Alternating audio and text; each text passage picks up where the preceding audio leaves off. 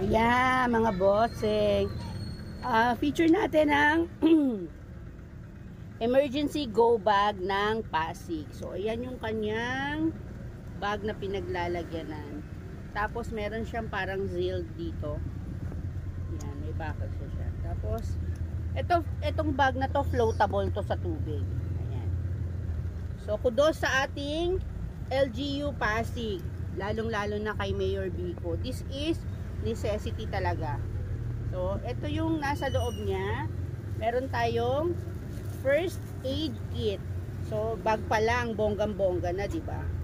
So, ang laman ng ating first aid kit ay yan, di ba? So, meron mga dito, mga pagka magkasugat ka, merong mga gauge, may mga tawag nito? Ano tawag nga nito? Yung pang sugat. Ayan, meron mga bandage, tapos may mga triangular bandage kung napilayan, may bulak. Ayan, may bulak. May medical scissors, ayan.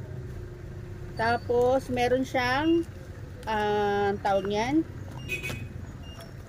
para paano gamitin. Ayan, meron mga pa-stickers, yung mga emergency numbers included. So, ayan ang kanyang loob. Ayan. Okay, next. Meron tayo ditong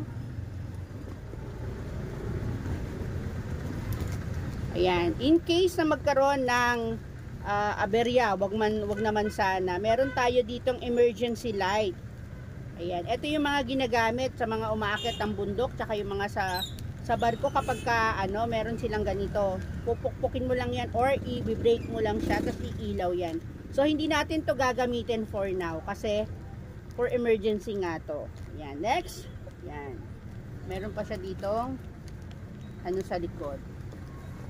Next is meron tayo ditong emergency hand pressing flashlight. So, ayan, meron siyang flashlight.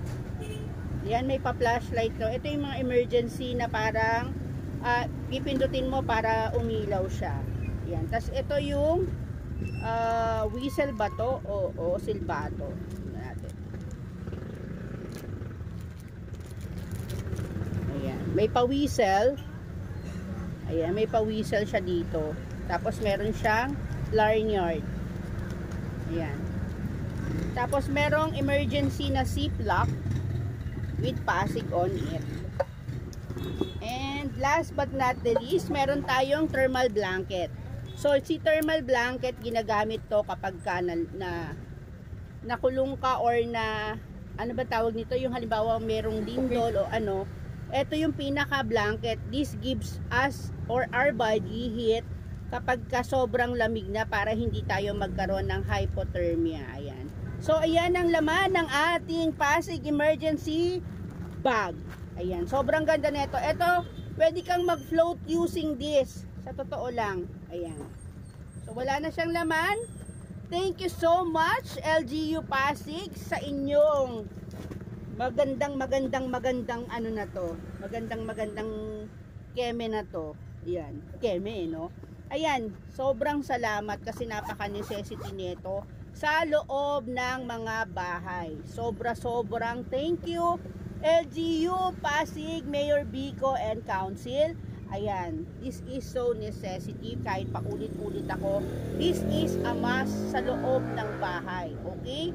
Maraming salamat. Bye.